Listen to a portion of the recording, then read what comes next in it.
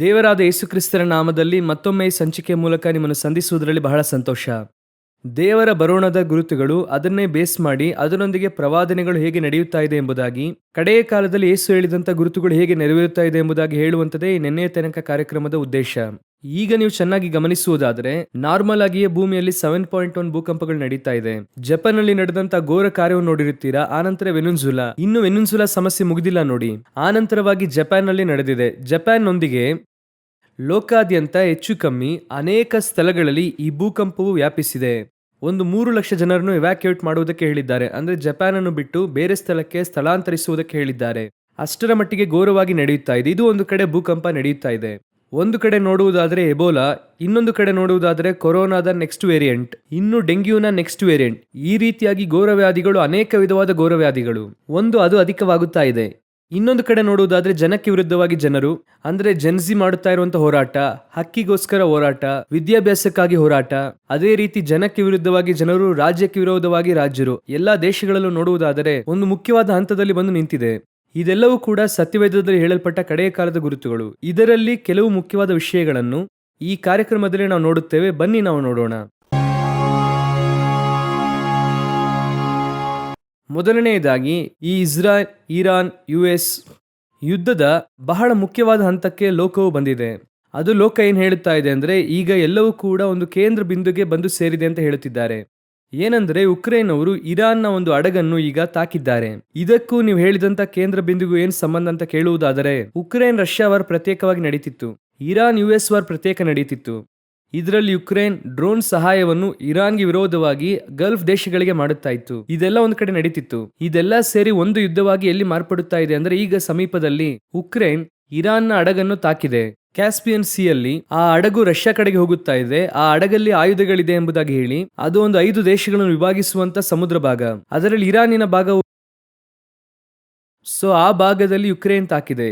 ಇದು ನೇರವಾಗಿ ಇರಾನ್ಗೂ ಹಾಗೂ ರಷ್ಯಾಗೆ ವಿರೋಧವಾಗಿ ಉಕ್ರೇನ್ ಇವತ್ತು ಎದ್ದಿದೆ. ಈಗ ಇರಾನ್ ಹೇಳುತ್ತಾ ಇದೆ, ಇದನ್ನು ಒಪ್ಪುವುದಕ್ಕೆ ಆಗಲ್ಲ, ಯಾಕಂದ್ರೆ ಅವರಲ್ಲಿ ಇಬ್ಬರು ಸತ್ತು ಹೋಗಿದ್ದಾರೆ ಅಂತ ಹೇಳ್ತಿದ್ದಾರೆ. ಸೊ ಈಗ ಇರಾನ್ನ ಯುದ್ಧದಲ್ಲಿ ಯುಕ್ರೇನ್ ಕೂಡ ಜಾಯಿನ್ ಆಗುತ್ತಿದೆ.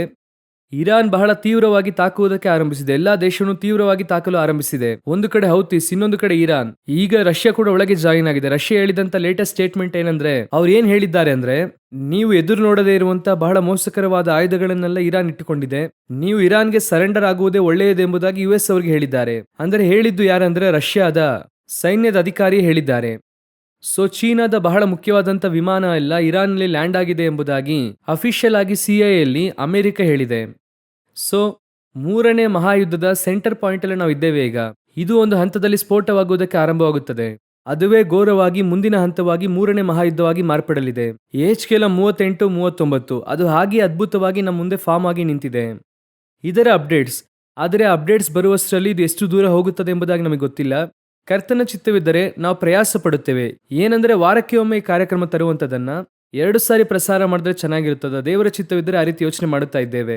ನಮಗಾಗಿ ಪ್ರಾರ್ಥಿಸಿರಿ. ನಾವು ಮುಂದಿನ ಕಾರ್ಯಕ್ಕಾಗಿ ಈಗ ಹೋಗೋಣ.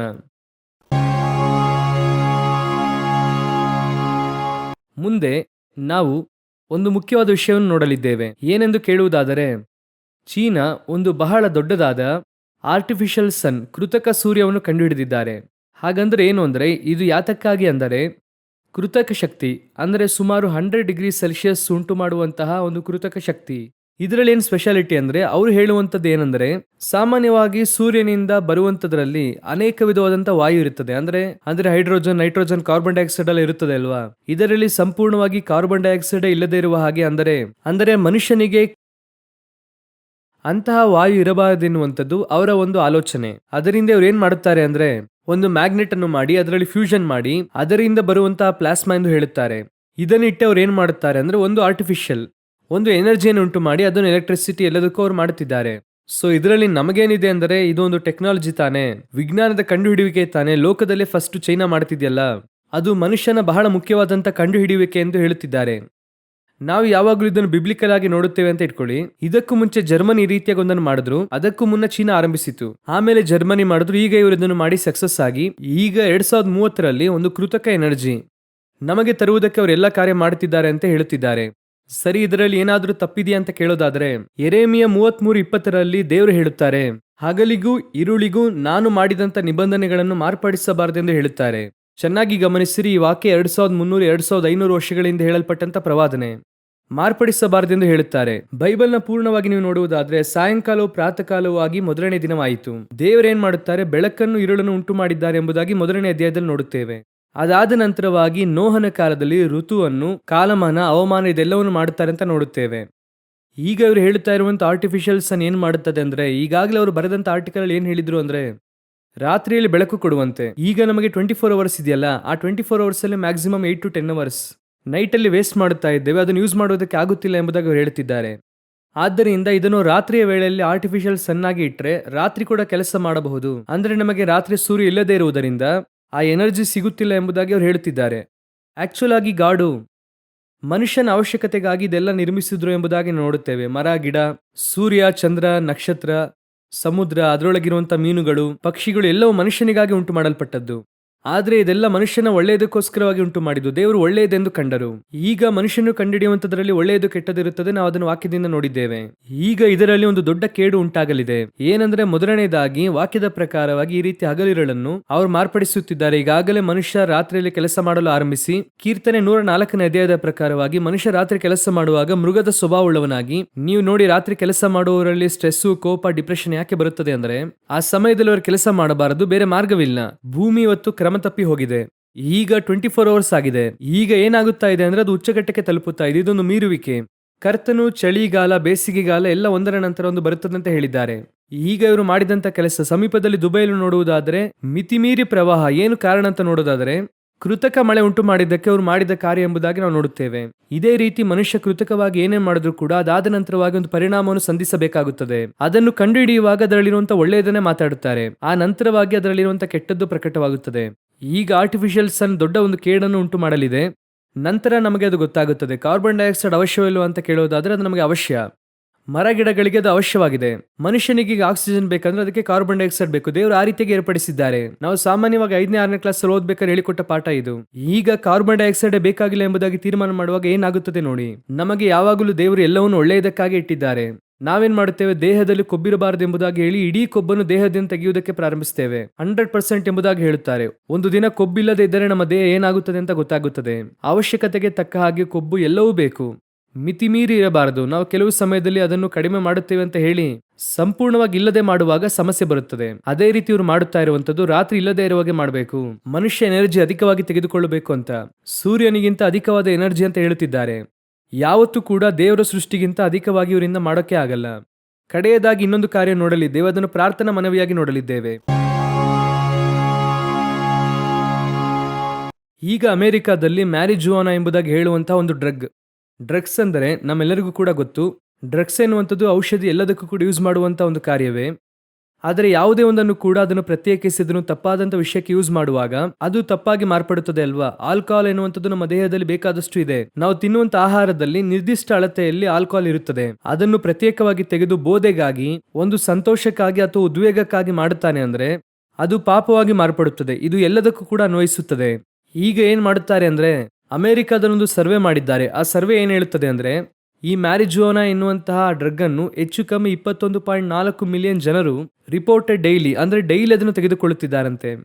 ನಾರ್ಮಲ್ ಆಗಿ ಸ್ಮೋಕಿಂಗ್ ಯೂಸ್ ಮಾಡುವಂತವರು ಇದ್ದಾರೆ, ಸಿಗರೇಟ್, ಅದನ್ನು 19.9 ಮಿಲಿಯನ್ ಜನರು ದಿನವೂ ಕೂಡ ಸ್ಮೋಕ್ ಮಾಡುತ್ತಾರೆ. ಆದರೆ ಮ್ಯಾರಿಜುವಾನಾ ಎನ್ನುವಂತ ಡ್ರಗ್ ಅನ್ನು 21.4 ಮಿಲಿಯನ್ ಜನರು ಯೂಸ್ ಮಾಡುತ್ತಿದ್ದಾರೆ. ಸೊ ಯೌವನಸ್ಥರು ಇದರಿಂದ ಅಧಿಕವಾಗಿ ಬಾಧಿಸಲ್ಪಡುತ್ತಾ ಇದ್ದಾರೆ. ಪ್ರತಿದಿನ ಇದನ್ನು ಒಂದು ಸಾರಿ ತೆಗೆದುಕೊಳ್ಳುತ್ತಾರೆ, ಇಲ್ಲಾಂದ್ರೆ ಒಂದು ದಿನಕ್ಕೆ ಅಧಿಕ ಸಾರಿ ಅವರು ತೆಗೆದುಕೊಳ್ಳುತ್ತಾರೆ. ಇದು ಒಂದು ಕಡೆ ಜನರನ್ನು ಅಧಿಕವಾಗಿ ಈ ಮ್ಯಾರಿಜುವಾನಾ ಡ್ರಗ್ ಬಾಧಿಸುತ್ತದೆ ಎಂಬುದಾಗಿ ಅವರು ಹೇಳಿದ್ದಾರೆ. ಇದು ಒಂದು ಕಡೆ ಹಾಗೆ ಇರಲಿ. ಸಮೀಪದಲ್ಲಿ ನಡೆದದ್ದು ನಾನು ಹೇಳುತ್ತಿರುವಂತಹ ಇದು ಸಂಚಿಕೆ ತೆಗೆಯುವುದಕ್ಕಿಂತ ಮುನ್ನ ಬ್ಯಾಂಗ್ಳೂರಲ್ಲಿ ಒಂದು ಬಹಳ ಮುಖ್ಯವಾದ ರಿಪೋರ್ಟ್ ಅನ್ನು ಬಿಡುಗಡೆ ಮಾಡಿದ್ದಾರೆ. ಅದರಲ್ಲಿ ನೋಡುವುದಾದರೆ 7,000 ಇಂಜಿನಿಯರಿಂಗ್ ಸ್ಟೂಡೆಂಟ್ಸ್ ಅಂದ್ರೆ ಕಾಲೇಜಲ್ಲಿ ಓದುವಂತವರಿಗೆ, ಆ ವಿದ್ಯಾರ್ಥಿಗಳಿಗೆ ನೋಡುವುದಾದರೆ HIV ಪಾಸಿಟಿವ್ ಆಗಿ ಇದೆ. ಇದು ಆಶ್ಚರ್ಯಕರವಾದಂತಹ ಸಂಗತಿ. ಓದುವಂತಹ ವಿದ್ಯಾರ್ಥಿಗಳಿಗೆ HIV ಪಾಸಿಟಿವ್ ಆಗಿದೆ.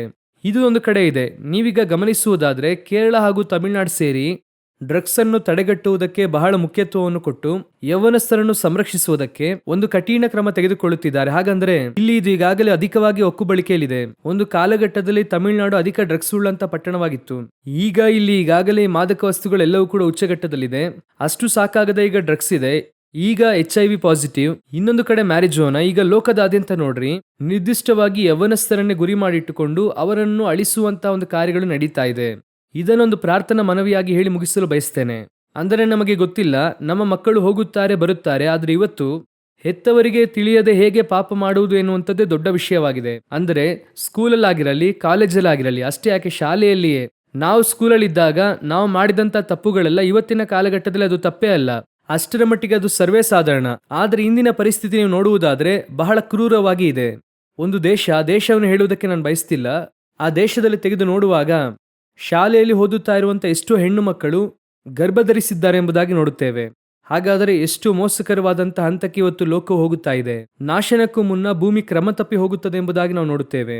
ನಾವು ಈ ರೀತಿಯಾದ ಪರಿಸ್ಥಿತಿಯನ್ನು ಒಂದು 40 ವರ್ಷದ ಹಿಂದೆ ನೋಡೋದಕ್ಕೆ ಆಗ್ತಿರ್ಲಿಲ್ಲ. ಇವತ್ತು ಅಷ್ಟು ಕ್ರೂರವಾಗಿ ಇದೆ. ಯೌವನಸ್ಥರಿಗೋಸ್ಕರ ಪ್ರಾರ್ಥನಾ ಮನವಿಯಾಗಿ ನಾನು ಕಳೆದ ಸಾರಿ ಹೇಳಿದೆ, ಇವತ್ತು ಹೇಳ್ತಿದ್ದೇನೆ, ಸಭೆಯಲ್ಲಿರುವಂತ ಯೌವನಸ್ಥರಿಗೋಸ್ಕರವಾಗಿ ದಯವಿಟ್ಟು ಸ್ಪೆಷಲ್ ಆಗಿ ಪ್ರಾರ್ಥಿಸಿರಿ. ಯಾಕಂದ್ರೆ ಅವರ ಮನಸ್ಥಿತಿಯೇ ಇವತ್ತು ಯಾವುದು ತಪ್ಪು ಸರಿ ಎಂಬುದಾಗಿ ತಿಳಿಯದೇ ಇರುವಂತ ಮನಸ್ಥಿತಿಯಲ್ಲಿದ್ದಾರೆ. ಒಂದು ಕಾಲದಲ್ಲಿ ಆತ್ಮಿಕ ಉಳ್ಳವರು ನಮಗೆ ಸರಿ ತಪ್ಪು ಯಾವುದೆಂಬುದಾಗಿ ದೇವರಾತ್ಮ ನಮಗೆ ತಿಳಿಸಿಕೊಟ್ರು. ಇವತ್ತು ಸಭೆಯಲ್ಲಿ ಆ ರೀತಿಯಾದ ಉಪದೇಶಗಳಿಲ್ಲ. ಸಭೆಯಲ್ಲಿ ಯಾವುದು ಸರಿ ತಪ್ಪು ಎಂಬುದಾಗಿ ಹೇಳುವಂತ ಬೋಧನೆಗಳು ಬಹುತೇಕ ಸಭೆಗಳಲ್ಲಿ ಇಲ್ಲ. ಈಗ ಸಭೆಯೆಲ್ಲ ನಿಮ್ಮನ್ನು ಸಂತೋಷವಾಗಿ ಇಟ್ಟುಕೊಳ್ಳಬೇಕೆಂದು ನೆನೆಸ್ತಿದೆ. ಲೋಕವು ಸಂತೋಷವಾಗಿಡಬೇಕೆಂದು ಬಯಸ್ತಿದೆ, ಯಾರನ್ನು ತಿದ್ದಬೇಕೆಂದು ಬಯಸ್ತಿಲ್ಲ. ಇಲ್ಲಿ ತಿದ್ದುವಂಥದ್ದು ಬಹಳ ಅವಶ್ಯವಾಗಿದೆ. ಸಭೆಯಲ್ಲಿರುವಂಥ ಯೌವನಸ್ಥರಿಗಾಗಿ, ಲೋಕದಲ್ಲಿರುವಂಥ ಯೌವನಸ್ಥರಿಗಾಗಿ ಪ್ರಾರ್ಥಿಸಿರಿ. ಇಲ್ಲ ಅಂದ್ರೆ ಮುಂದಿನ ತಲೆಮಾರು ಬಹಳ ಕ್ರಮ ತಪ್ಪಿ ಹೋಗುತ್ತದೆ. ಲೋಕವು ನಾಶನಕ್ಕೆ ನೇರವಾಗಿ ಹೋಗುತ್ತಿದೆ. ಇದರ ನಡುವೆ ಕರ್ತನಾಗಿರುವ ಯೇಸು ಕ್ರಿಸ್ತನ ಬರೋಣವೂ ಕೂಡ ಸಂಭವಿಸುತ್ತದೆ. ದೇವರ ಬರೋಣ ತಡವಾದ್ರೆ ಮತ್ತೆ ನಿಮ್ಮನ್ನು ಸಂಧಿಸುತ್ತೇವೆ. God bless you.